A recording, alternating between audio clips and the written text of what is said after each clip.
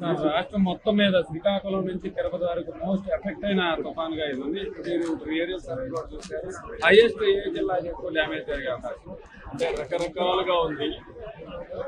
వరి పంట కొంతవరకు దెబ్బతినింది, హార్టికల్చర్ పంట కొంత దెబ్బతినింది.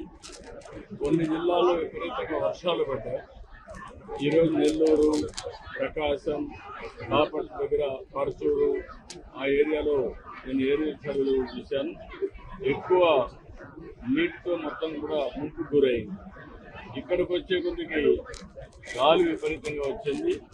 అది కూడా ఒక 70-75 కిలోమీటర్ స్పీడే వచ్చింది.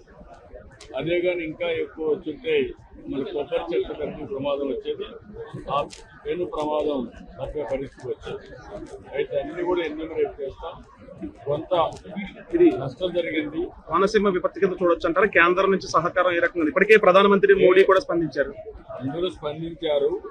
మనం కూడా జాగ్రత్తలు తీసుకున్నాం. ఇక్కడ ఆస్తి నష్టం ఉంటుందో దానిపైన రిపోర్ట్ ఇస్తాం. ఆ రిపోర్ట్